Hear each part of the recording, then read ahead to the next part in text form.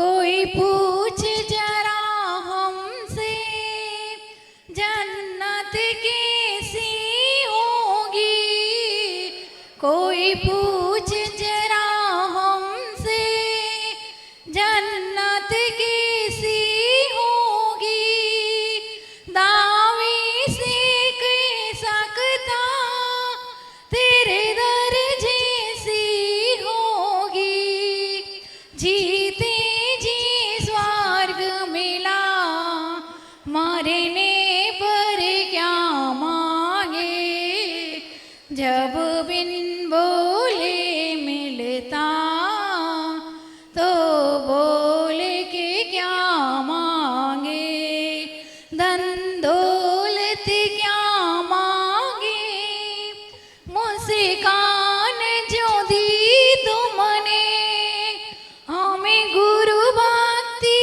की, पहचान जो दी तुमने किस्मत को बनाते हो, किस्मत से क्या मांगे, जब बिन बोले मिलता तो बोल के क्या मांगे। बोला आचार्य श्री 108 विमल सागर महाराज की जय, विनम्र सागर महाराज की जय। नमो वैरिहन्तानं नमो सिद्धानं नमो अरिहन्ताणं नमो सिद्धाणं नमो वायर्याणं नमो वच्छयनं नमो आयर्याणं नमो वच्छायाणं नमो लोये सौवसाहुनं नमो लोये सवसाहुणं।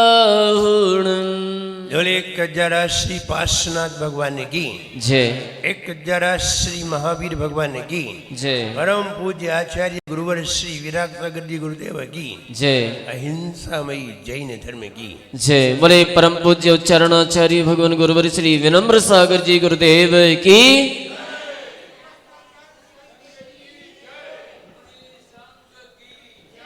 जीवन में जब कोई व्यक्ति कई भावों में ऐसी भावना भाता है कि मैं भी नियम संयम को प्राप्त करूं और मैं भी समाधि को प्राप्त करूं, भावना भाता है और भावना भाते भाते कुछ कर नहीं पाता है, न संयम ग्रहण कर पाता है न व्रती बन पाता है, भावना भाते भाते ही एक दिन उसकी मृत्यु हो जाती है। वह अगर पंचम काल में जन्म ले और कहीं उसे साधुओं का समागम प्राप्त हो जाए तो उसके मन में वो वाली पूर्व की भावना जागृत हो जाती है, पूर्व का संस्कार जागृत हो जाता है। जैसे आपने 15-20 साल की उम्र में साइकिल मोटरसाइकिल चलाना सीख ली, 20 साल तक साइकिल नहीं चलाई, अचानक कहीं साइकिल चलाने का माहौल आ जाए तो तुम तत्काल साइकिल चलाने को तैयार हो जाते हो, क्योंकि तुम पहले से साइकिल चलाना जानते हो। ऐसे ही जो पहले से भाव बना करके आया है उसी के मन में भाव आते हैं, बाकी सब देखते रह जाते हैं। देख करके भी उनके मन में भाव नहीं आते, और भाव बन भी जाए, विचार बन भी जाए तो तत्काल टूट जाते हैं, लेकिन वो व्रत अनुकरण नहीं कर पाते। उसका कारण ये है कि ये वे लोग हैं जिन्होंने पूर्व में कभी भावना भा करके नहीं आए, और अगर भावना भाई होती तो वो भी तैयार होकर के सामने खड़ा हो जाता, मुझे भी व्रती बनना है, मुझे भी संयमी बनना है। मुझे याद आता है किसी ने हमें बताया था, कुंडलपुर में आर्यका दीक्षाएं हो रही थी, शायद 56-57 जितनी भी हो, आर्यका दीक्षाएं हो रही थी। एक महिला इंदौर से कुंडलपुर आई थी दीक्षा देखने के लिए, और दीक्षा ले ली उसने। इसका मतलब क्या हुआ? इसका मतलब ये हुआ कि वो महिला है जो पूर्व से पहले भी उसने भावना भाई थी। अब ये नहीं कह सकते हैं कि उसने दीक्षा ली थी। दीक्षा लेने वाला कभी मनुष्य नहीं बनता है, देव बनता है। इसलिए ये तो कह ही नहीं सकते कि उसने पूर्व में दीक्षा ली थी कहीं। सिर्फ भावना भाई थी, व्रती भी नहीं बना था। व्रती बनता तो देवगति में चला जाता। सिर्फ इसने विचार किया था, भावना भाई थी बार बार, मैं भी ऐसा बनूं, मैं भी ऐसा करूं, और कर नहीं पाया। कई बार उसने भावना भाई। ऐसा व्यक्ति, इसके सामने अगर कोई साधुओं का समागम मिलता है तो तत्काल संयम धारण करने के लिए तैयार हो जाता है, वरना बूढ़े बूढ़े हो जाते हैं और हाथ पांव खराब भी हो जाते हैं, तो भी मन में विचार नहीं आता कि मैं संयम धारण करूं। कारण है हम पूर्व में भावना भागे नहीं आए। कोई व्यक्ति यदि दीक्षा लेता है तो सारे लोग यही कहते हैं, तुम्हारा पुण्य का उदय है। कहां से आया पुण्य? विचारों से, भावों से। पुण्य तो भावों से है। कोई पूजा करने से और द्रव्य चढ़ाने से कहाँ है? इसमें भी अगर भाव नहीं है तो कहाँ है इसमें पुण्य? पुण्य तो भावों का है। उसने भाव बनाए थे, इसलिए आज उसे संयम की उपलब्धि हो गई। हमारे संघ में पवन ब्रह्मचारी हैं जो बहुत दिन से ब्रह्मचारी हैं। इनको व्रत लिए लिए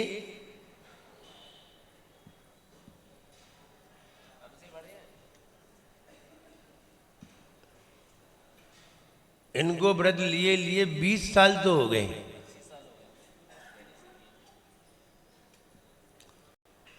और इनकी विचारधारा नहीं बन पाई संयम धारण करने की।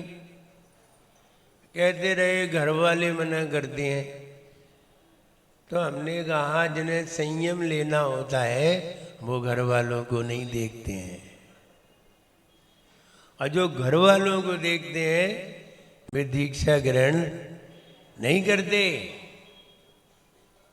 घर वाले नहीं, मत घर वालों को लेना है क्या दीक्षा? और घर वाले किसी के नहीं कहते कि तुम दीक्षा ले लो, तो मरना है यहीं मर जाओ। उन्हें क्या जरूरत है किसी को दीक्षा दिलवाने की? दीक्षा लेने का विचार तो उनसे पूछना चाहिए जिन्होंने दीक्षा ली है। उनसे पूछना चाहिए हमें लेना चाहिए कि नहीं, वो तुम्हें सही राह बताएंगे। और शादी करना हो तो शादी वालों से विचार लीजिए कि कैसे करना चाहिए, कहाँ करना चाहिए, किससे करना चाहिए। और दीक्षा लेने वाला शादी वालों से पूछे तो उल्टा जवाब मिलेगा, और शादी करने वाला दीक्षा वाले से पूछे तो उसे उल्टा जवाब मिलेगा।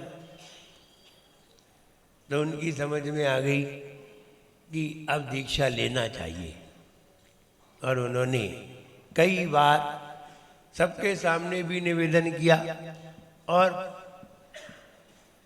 अलग से भी निवेदन उनके हुए। उनके परिवार वालों को बुलाया गया, दोनों के परिवार वालों को पहले बुलाया गया। ऐसा तो नहीं है घर से लड़के आए हो, भग के आए हो।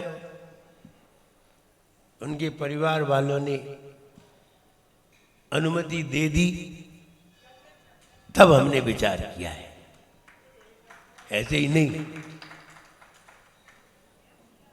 क्योंकि सबके सामने जब पूछा जाएगा भाई इन्हें दीक्षा दी जाए, परिवार वाले खड़े हो जाए कि नहीं दी जाए, तो हम क्या करेंगे? इसलिए परिवार वालों ने भी हाँ कर दी।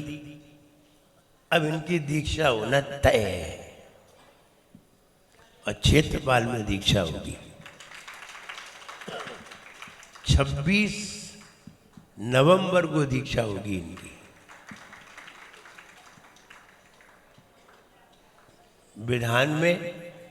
विधान के मध्य क्रम में इनकी दीक्षा आएगी और 26 तारीख को रविवार है, उस दिन इनकी दीक्षा होना तय हुआ है।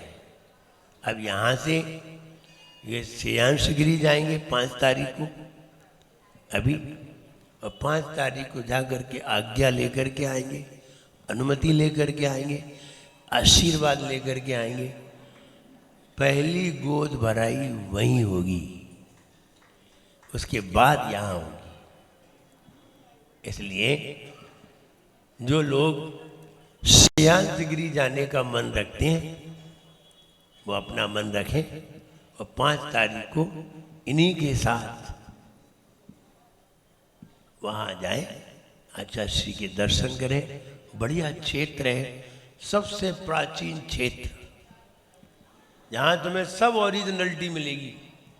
हम लोग वहाँ रहे हैं 2 साल, 2 चातुर्मास में रहे हैं हम, 91 और 93। 2 चातुर्मास में वहाँ रहे हैं। ना वहाँ चौकी मिलेगी, ना वहाँ पाटे मिलेंगे। हम लोग पत्थर पे लेटते थे और पत्थर लगा करके चौकी बना लेते थे, उसी पे पड़ते थे। और पत्थरों में जो सांसें थीं वहाँ शास्त्र रख देते थे, फिर आते थे तो निकाल के पढ़ लेते थे। पहाड़ पे ही रहा करते थे। बहुत प्राचीन प्रतिमाएं, जिसको लगभग 4थी शताब्दी की प्रतिमा कही जाती है, जो यहाँ कहीं देखने को नहीं मिलेगी।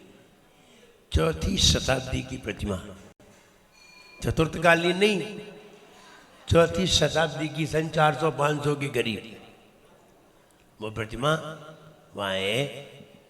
और बहुत ही आदिनाथ भगवान की प्रतिमा, जहाँ सबसे पहले आचार्य श्री जब गए थे तो उस प्रतिमा पर गोबर लगा हुआ था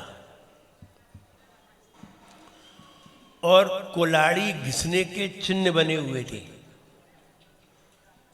वहाँ लकड़हारे और गाय भैंसें उसमें घुस जाती थी और वो स्थान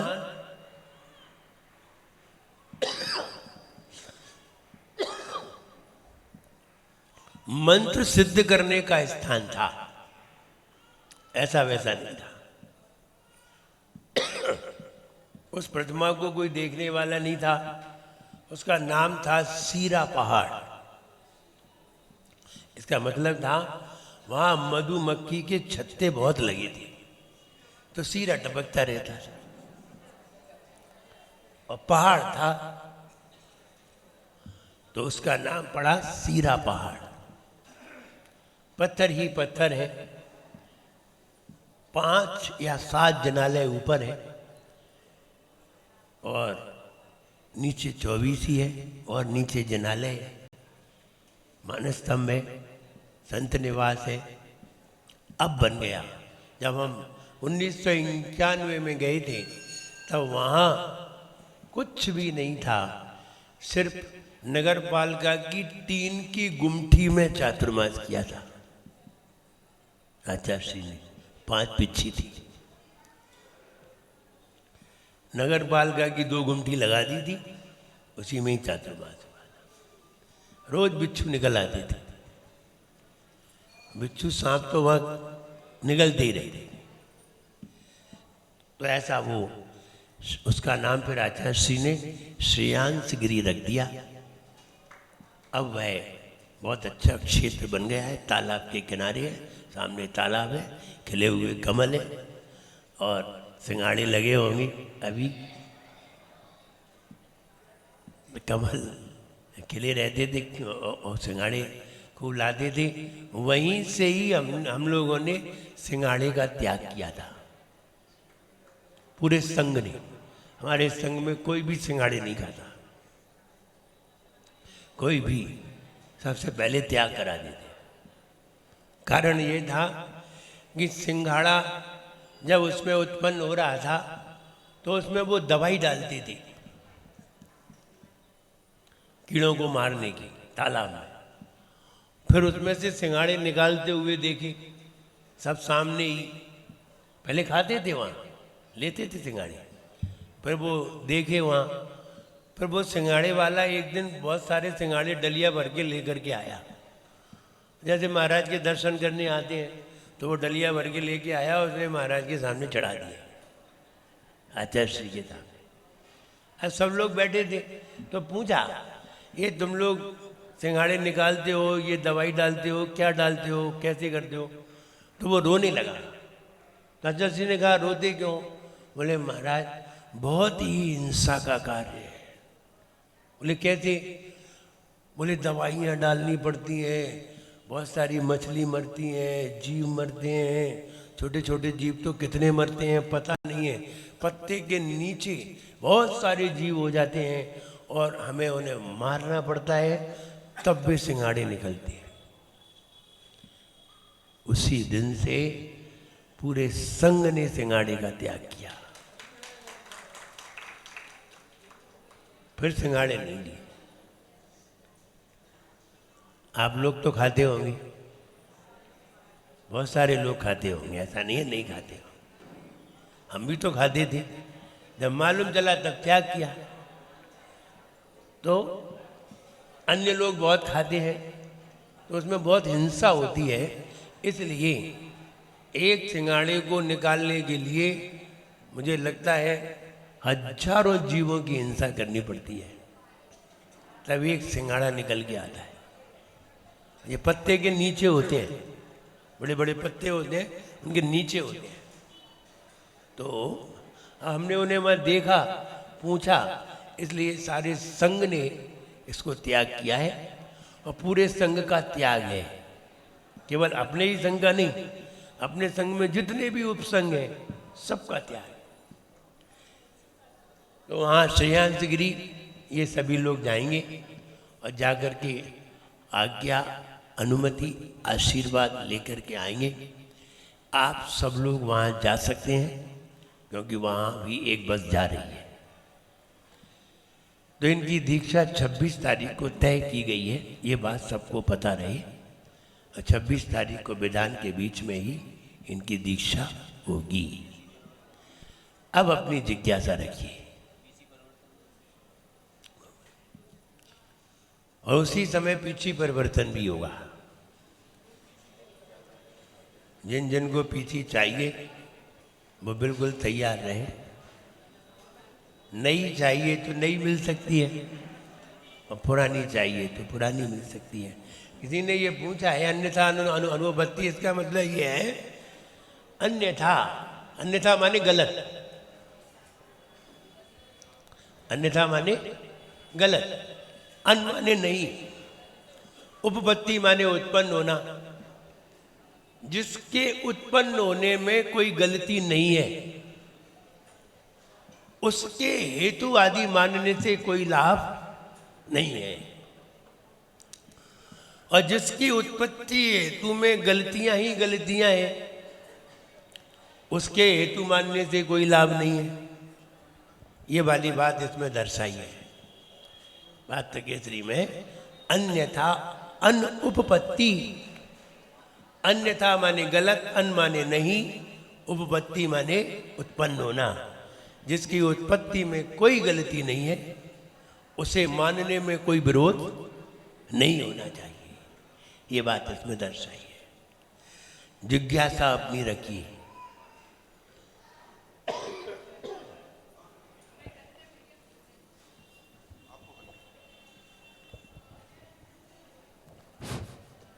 आचार्य श्री को नमोस्तु, मुनि श्री को नमोस्तु। हे आचार्य श्री, मेरी जिज्ञासा है कि आज कड़वा चौथ है और इसका आगम में क्या जैन वर्णन आगम में है इसका और कोई जैनों उल्लेख के नहीं लिए है। मानना चाहिए कि नहीं, और जो मानते हैं वो क्या मिथ्यात्व का पोषण करते हैं या नहीं? जैन आगम में इसका कोई उल्लेख नहीं है। और अगर कोई जैन महिलाएं ऐसा मानती हैं तो वे दूसरे की देखा देखी करके मानने लगी हैं। ऐसे लोगों को कोई ज्ञान नहीं होता। ऐसे भेड़ होती है ना, उसे ये थोड़ी देखना पड़ता है कि आगे वाली भेड़ कहां जा रही है। अगर वो कुआं में गिरी तो दूसरी भी गिरेगी। तो ऐसे लोगों को भेड़ कहते हैं। जो लोग बिना ज्ञान के दूसरे के पीछे अनुकरण करते हैं, ये भेड़ लोग हैं। वो एक बच्चे से जब टीचर ने पूछा, गडरिया था, भेड़ों को चराता था। जब स्कूल में पढ़ने के लिए गया, गणित के टीचर आए तो उन्होंने पूछा, बेटा बता, अगर एक कमरे में 100 भेड़ हैं और उसमें से 2 भेड़ निकल जाए तो कितनी बची? बोले एक भी नहीं। बोले हमने तुम्हें इतना गणित पढ़ाया तो तेरा कैसा गणित है? बोले गणित जानो तुम, भेड़ों को हम अच्छी तरह जानते हैं। और आपने भेड़ का पूछा है। तो ऐसे ही जो भेड़ चाल वाली महिलाएं होती हैं, जिन्हें जैन धर्म का कोई ज्ञान नहीं होता और जिन्हें कुछ मालूम भी नहीं होता, इन्हें तो दूसरे को देख करके करना है। तो अगर वो करते हैं तो उनकी ये अज्ञानता है। और ऐसी भेड़ों को देखना नहीं चाहिए। क्या फायदा है इनको देखने? क्योंकि वे तो वैसे ही पागल होते हैं। अगर व्रत रखने से किसी की उम्र बढ़ जाए तो कोई मरे ही नहीं, फिर तो कोई मरे ही नहीं। फिर व्रत रखने से ही बढ़ जाए तो वो खुद ही व्रत कर ले तो भी नहीं बचेगा, तो भी मरेगा। तो जब खुद के व्रत करने से खुद मर रहे हैं तो दूसरे कैसे बच सकते हैं? तो ये तो एक मूर्खता है। और जो व्यक्ति कह देते हैं सो लोग मानने लगते हैं। ऐसे लोग पढ़े लिखे होते नहीं, अंधे व्यक्ति होते हैं। इन्हें ही आगम में मूढ़ कहते हैं, मूर्ख। इसलिए जैन आगम में न ये है। ऐसी कई चीजें हैं जैन आगम में नहीं है और जैन आगम में प्रचलित है। कई चीजें, जैसे मंदिर में अखंड ज्योति, ये कहीं भी जैन आगम में नहीं है, लेकिन फिर भी जल रही है। फिर भी देख लो तुम, अलग अलग क्षेत्र में दिन भर जला रहे। काहे के लिए? घी जला रहे। मंदिर बंद है, घी जलाने लगे। किस लिए? तो जैनी इतने बिना दिमाग के नहीं है। इसलिए ये अन्य लोगों से ये परंपरा हमारे धर्म में घुसाई और चल रही है और नहीं मान रहे लोग, तो कर रहे हैं। अब कर रहे हैं तो क्या करें? कौन क्या करे? दीपक जलाना अलग बात है, लेकिन दीप को अखंड जलाना अलग बात है। दीपक तो आरती के लिए है, लेकिन वो नहीं है। लेकिन फिर भी लोग जलाते हैं, क्या कर सकते हैं? इसलिए कई ऐसी चीजें हैं जो अन्य जगह से हमारे उसमें प्रवेश कर गई हैं और चल रही हैं। उनसे बचना चाहिए और ऐसा नहीं करना चाहिए। नेक्स्ट प्रश्न। आचार्य श्री के चरणों में बारंबार नमोस्तु नमोस्तु नमोस्तु। मुनि श्री के चरणों में बार नमोस्तु नमोस्तु नमोस्तु आज माता परम पूज्य आचार्य आज का माता को बंदामी बंदामी बंदामी। हे गुरुदेव, एक प्रश्न है हमें बाहर से प्राप्त हुआ है, पहले मैं उसको पूछ लूँ, उसके बाद अपना प्रश्न रखूँगा। प्रश्न आया है महाराज जी के 1 कल्याणक वाले, 3 कल्याणक वाले और 5 कल्याणक वाले तीर्थंकर कहाँ कहाँ रहते हैं? विदेह क्षेत्र में अभी तीनों पाए जाते हैं। विदेह क्षेत्र में अभी तीनों पाए जाते हैं। चतुर्थ काल में वनक क्षेत्र में, ऐरावत क्षेत्र में भी पाए जाते हैं। और अभी इन दोनों क्षेत्रों में न होकर के सिर्फ विदेह क्षेत्र में होते हैं, तीनों हो सकते हैं। क्योंकि किसी का जन्म हुआ, जन्म होने के बाद उसने श्रावक बने को प्राप्त होकर के तीर्थंकर प्रकृति का बंद कर लिया, तो फिर दीक्षा लेगा तो दीक्षा कल्याणक होगा और केवल ज्ञान कल्याणक होगा, मोक्ष 3 कल्याणक होगा। और कोई मुनि बन करके तीर्थंकर प्रकृति का बंद करे तो 2 होंगे, और कोई गर्भ के पहले ही तीर्थंकर प्रकृति का बंद करके आए तो 5 होंगे।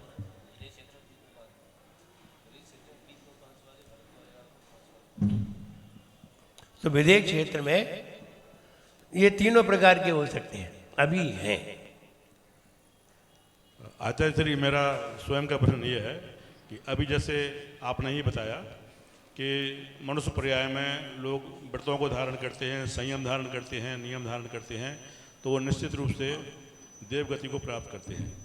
तो हालांकि ये उनके अंतिम परिणामों पर डिपेंड करता है कि देवगति जाए, ये जरूरी नहीं है, लेकिन फिर भी अधिकांशतः जो नियम पूर्वक मरते हैं, संयम पूर्वक मरते हैं, वो देवगति में जाते हैं। तो देवगति में तो संयम है नहीं, तो यहाँ लोग संयमी होकर के भी देवगति में असंयमी हो जाते हैं, तो ये उनका प्रमोशन हुआ कि डिमोशन हुआ?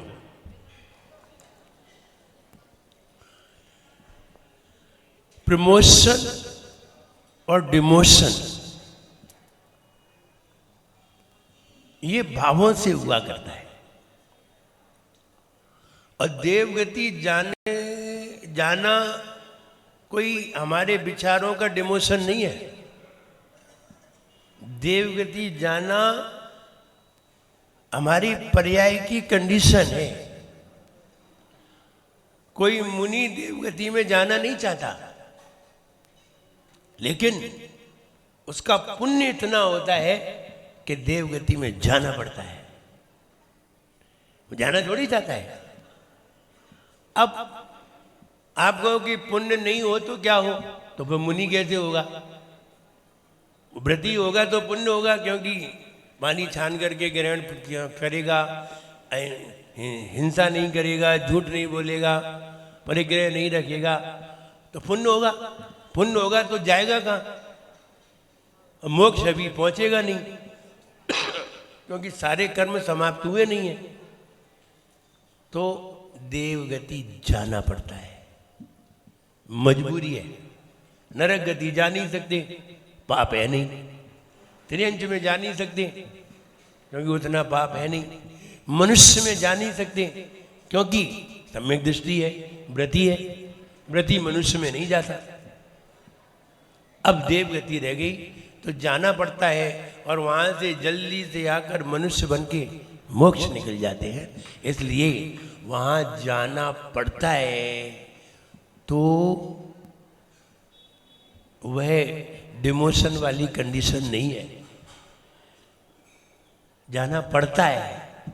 और अगर जाए खुशी से तो डिमोशन वाली कंडीशन आ जाएगी।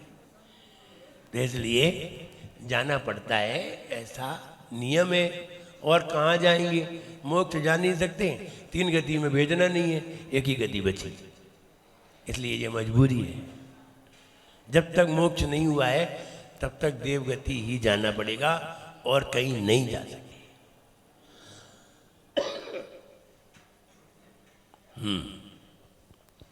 ये घड़ी बिल्कुल राइट होगी क्या?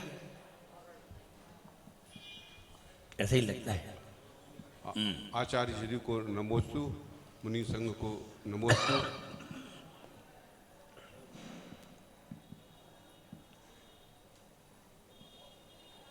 मेरे हृदय सम्राट के सामने एक जिज्ञासा कर रहा हूं जो मौलिक नहीं है। यदि पापों से छूटना चाहते हो तो द्रव्य के किस गुण स्थान का श्रद्धान करें? पापों से छूटना चाहते हो तो किस द्रव्य गुण किस द्रव्य गुण पर्याय किस यदि पापों से छूटना चाहते हो तो द्रव्य के किस सामान्य गुण का श्रद्धान करें? किस सामान्य गुण का श्रद्धान करें? ये सामान्य गुण 6 हुआ करते हैं। वह सामान्य गुणों का अच्छी तरह चिंतन करिए। और किसका करें? तो द्रव्यत्व का करें, वो सबका करना पड़ेगा, 6 का करना पड़ेगा। वस्तुत्व, द्रव्यत्व, अगुरु लघुत्व, प्रमेयत्व, सबका करना पड़ेगा। वो एक का करोगे सब अपने आप निकलते चले जाएंगे। तो वस्तुत्व का मुख्य करिए, वस्तुत्व गुण का मुख्य करिए, अपने आप सब समझ में आ जाएगा। 6 सामान्य गुण होते हैं जो सभी द्रव्य में पाए जाते हैं, और विशेष गुण अलग होते हैं।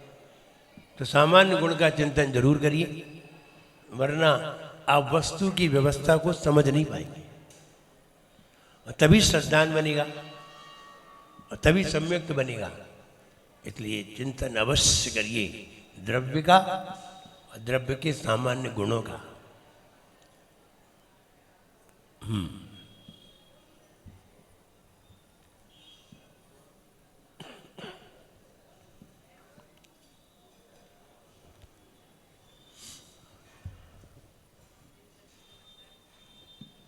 पूज्य आचार्य श्री को नमोस्तु नमोस्तु नमोस्तु, मुनि संघ को नमोस्तु नमोस्तु नमोस्तु। आचार्य श्री आला पद्धति ग्रंथ राज से है। आदि अनंत मेरु आदि है और सादि अनंत सिद्ध पर्याय, तो ये कैसे? आदि अनंत मेरु आदि है और सादि अनंत सिद्ध पर्याय, तो ये कैसे घटित होगा? सादि अनंत, आदि अनंत कोई अभव्य प्राणी है। इसका मतलब है जो पहले भी नहीं बदला, अभी भी नहीं बदला, आगे भी नहीं बदलेगा। ऐसे कहते हैं आदि अनंत। मेरू पर्वत चौथे काल में भी था, इसके पहले भी था, अभी भी है, आगे भी रहेगा, कोई नहीं बदलेगा। मेरू पर्वत की तरह इसमें कोई बदलाव नहीं होगा। शिखर जी के पर्वत में बदलाव होगा, छोटा होगा फिर बड़ा होगा, मझला होगा, होता रहेगा। गिरनार के पर्वत में बदलाव होगा, मिटेगा फिर बनेगा। सारे पर्वत में बदलाव होगा, मेरू पर्वत में कोई भी बदलाव ना, वो इतना 1 इंच घटेगा ना वो बढ़ेगा। तो वो कैसा हो गया? आदि अनंत, पहले भी था आगे भी रहेगा। ऐसे ही अभव्य प्राणी होता है, ना पहले उसे सम्यक दर्शन था, ना अब था, ना आगे होगा। इसे क्या कहेंगे? आदि अनंत। अब सादी, सादी माने बदलना। पहले नहीं बदला था, अब बदल गया, इसे कहेंगे सादी। कोई मिथ्या दृष्टि था, भव्य था, और यहाँ सम्यक दर्शन प्राप्त कर लिया, बदल गया, इसे कहेंगे सादी। और सिद्ध भगवान, अब सिद्ध भगवान अनंत काल तक ऐसे ही रहेंगे। तो ये पहले अनादि था, अब सादी हुआ और अनंत हो गया। पहले तो मिथ्या दृष्टि था, अब सम्यक दृष्टि हुआ, अब सिद्ध हो गया, अब कोई बदलाव नहीं होगा। इसलिए सादी सम्यक दर्शन, सादी अनंत एक सा रहेगा। जैसे सम्यक दृष्टि हुआ करते हैं, बदल जाते हैं, जो बदल जाए तो भव, जो नहीं बदले तो अभव। तुम पूजन किया, अभिषेक किया, पूजन किया, स्वाध्याय किया, सब किया, व्रत किए, लेकिन विचार नहीं बदले, तो फिर कहते हैं तुम अभव ही हो। तुम पहले भी लड़ते थे, अब भी लड़ते हो, और पहले घर पे लड़ते थे, अब मंदिर में लड़ते हो, लेकिन लड़ाई बंद नहीं, कसाय तो कम हुई। तो इसलिए तुम रहे अभव्य के अभव्य ही। जैसे कि तैसे ही रहे। इसलिए बदलना ही भव्यत्व है और नहीं बदलना अभव्यत्व है। ये उसकी परिभाषा है। जो सम्यक्त्व के योग्य हो जाए तो भव्य है। इसलिए साधी अनंत, जो वर्तमान में सम्यक्त्व को प्राप्त हुआ, अब सिद्ध होकर के अनंत काल तक ऐसा ही रहेगा। साधी अनंत, अनादि अनंत, पहले भी मिथ्या दृष्टि था, अब भी है, आगे भी रहेगा, नहीं बदलेगा। मेरू पर्वत की तरह अनादि अनंत। That's all. क्लियर? नमोस्तु आचार्य श्री को नमोस्तु, मुनि शंख को नमोस्तु, आर्य संघ को बंदामी। महाराज जी, मेरी जिज्ञासा छोटे समाधि मरण की 2 पंक्तियों से है। रोग असाध्य जहाँ बहु देखे कारण, रोग असाध्य जरा बहु देखे कारण और ने हारे, बात बड़ी है जो बने आवे भार भवन को टारे। इसका क्या अर्थ है? हाँ, मैं सामने किताब लाओ तब बताएं। अरे क्या दे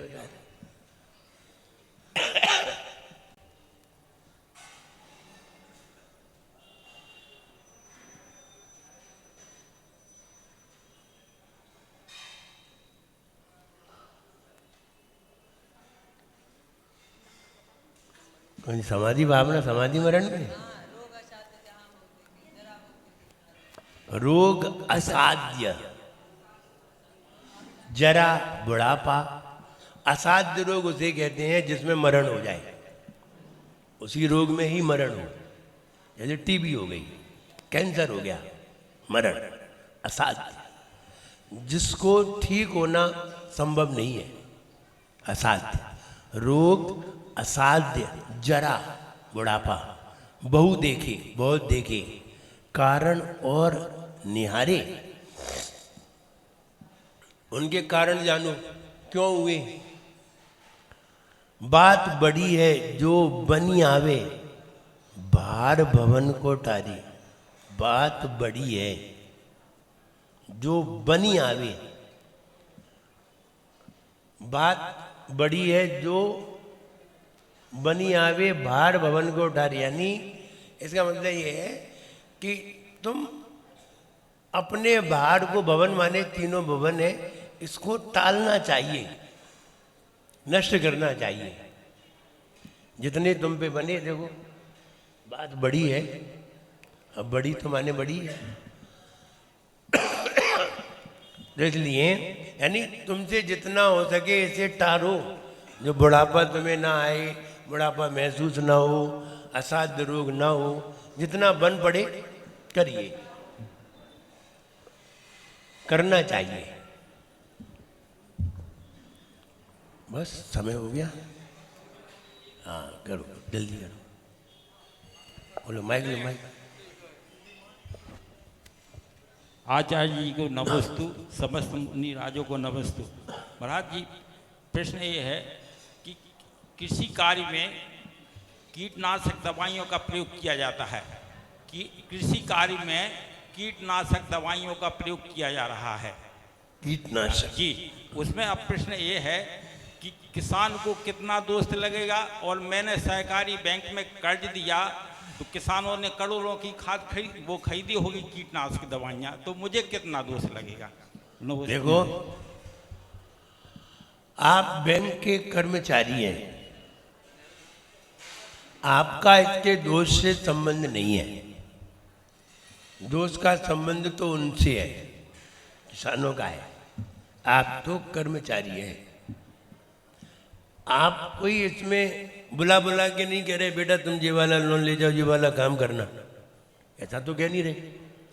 आपका तो काम है, वो किस लिए ले जा रहे हैं वो जाने। तो इसलिए आपको उसमें खुशी थोड़ी हो रही है, वो तो उनका काम है, उनको दोष लगेंगे, आपको लगने की कोई बात नहीं आती। आप अगर उसमें सहभागी होते, पार्टनर बनते, कार्य करने में शामिल होते, तो आपको दोष लगते। आप तो बैंक के कर्मचारी हैं और खुशी हो, हम निमित्त बने। मेरी दुकान पर, मैं छोटा था, किराने की दुकान थी, तो दुकान पर दीम की माटी बिकती थी। ब्लीचिंग पाउडर बोलते हैं, क्या बोलते हैं, हमें तो दीम की माटी याद है।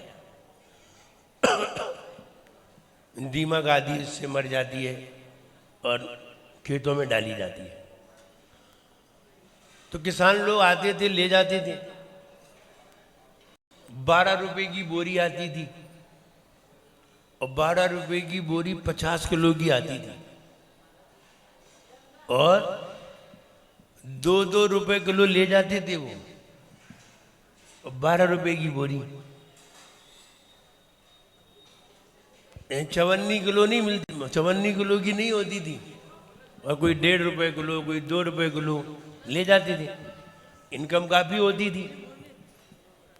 एक दिन पिताजी को पता चला। पिताजी ने पूछा, क्या क्यों ले जाते हो, क्या करते हो, इसका करते क्या हो?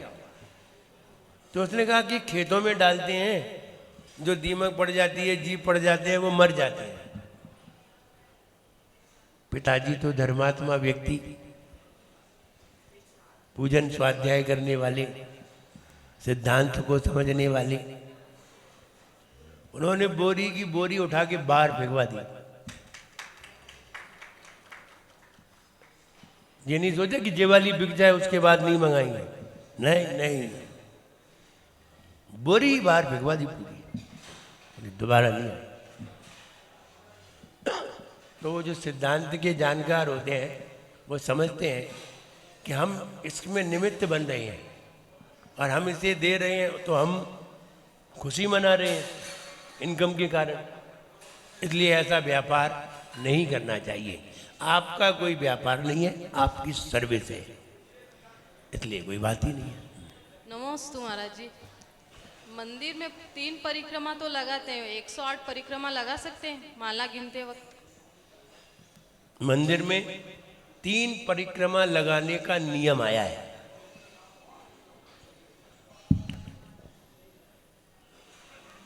निस्संगोहम जिनानाम सदनुमनुभवम त्रिपरित्येत्य भक्त्या, त्रिपरित्येत्य भक्त्या, ऐसा आया है। आचार्य पूज्यपाद स्वामी ने लिखा है और भी आचार्यों ने लिखा है। 108 परिक्रमा लगाए, 1008 परिक्रमा लगाए, 27 परिक्रमा लगाए, 9 परिक्रमा लगाए, कितनी भी लगाएं, ये व्यक्ति का पर्सनल मानसिक विचार है, ऐसा शास्त्रों का प्रमाण नहीं है। व्यक्ति है, कुछ भी कर सकता है। एक महिला ने 108 परिक्रमा लगाने का नियम कर लिया। कहां पर? तिजारा में। तिजारा के मंदिर की कितनी? 108 परिक्रमा। अब हमने हिसाब लगाया, उसकी चौड़ाई मापी, चौड़ाई उसकी लगभग 125 फुट, लंबाई नापी 180 फीट, 180 फीट और 125 फीट, तो 180 360 और 125 250 600 फीट की एक परिक्रमा हुई। कितने फीट की? 600 फीट की एक परिक्रमा हुई। और 108 परिक्रमा लगानी है। 1 किलोमीटर में कितने फीट होते हैं? 3200, 3200 फीट होते हैं 1 किलोमीटर में, और 600 फीट की एक परिक्रमा है, तो 5 परिक्रमा में उसकी 1 किलोमीटर होगी। 6 परिक्रमा में 1 किलोमीटर हो गई, और 108 परिक्रमा लगानी उसे। अब हम हिसाब लगा रहे थे, जब 6 परिक्रमा में 1 किलोमीटर हो गई तो 108 में कितने किलोमीटर होंगे? 108 में कितने होंगे? 17 छक्के 102, 18 छक्के 108, 18 किलोमीटर की परिक्रमा उसकी। वो सवेरे से 5 बजे से लगी, 10:30 बजे तक निपटी 108 परिक्रमा। और हम लोग हार करके आ गए, वो परिक्रमा ही लगा रही थी। है क्या क्या हम 6 का मान तो हमने हिसाब लगा लिया। हमने कहा जी 18 किलोमीटर की परिक्रमा लगाएगी, 19 किलोमीटर की परिक्रमा लगाएगी तो कब तक चलेगी? 5 बजे से चल रही थी, 10:30 बजे निपटी वो। बोले 108 परिक्रमा का नाम करो। अब कोई 108 परिक्रमा कर रहा है, कोई 3 कर रहा है, कोई 27 कर रहा है, कोई 1008 कर रहा है। जिसको जो करना है करे, क्योंकि उसका उपयोग उसकी जाप में लगा हुआ है और परिक्रमा में लगा हुआ है, अच्छी बात है। लेकिन 3 का नियम है, आगे का कोई नियम नहीं है। और जिनको दिमाग कम होता है ना, अभी पढ़े लिखे तो है नहीं जो बैठ के स्वाध्याय करते, कोई जाप करते, या पढ़े लिखे होते तो स्वाध्याय करते, ज्ञान की बातें करते। अब पढ़े लिखे तो है नहीं, अब चक्कर तो लगा सकते हैं, ये तो अनपढ़ लगा सकता है। तो जो कम पढ़े लिखे होते हैं वे चक्कर बहुत लगाते हैं। अब पढ़े लिखे होते वे चुपचाप स्वाध्याय करते, बैठ के ध्यान करते हैं, सामायिक करते हैं। समझदारी है, जिसकी जितनी समझदारी है वो करता है। हम महावीर जी में थे, लोग चक्कर ही लगाते रहते और ले ली माला हाथ में और लगे, और इनको यही काम है।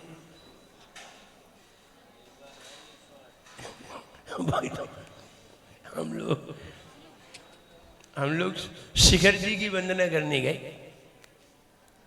अब संघ में सब तरह के लोग होते हैं, साधु, दीदी, भैया, ब्रह्मचारी, बहुत सारी महिलाएं। अब 50-60 का स्टाफ अबे आहार कराए और लगी चक्कर लगाने परिक्रमा की, लगा लो। हम बैठे बैठे ध्यान लगाते थे, बैठते थे, देखते थे, तो वो चक्कर लगाते थे।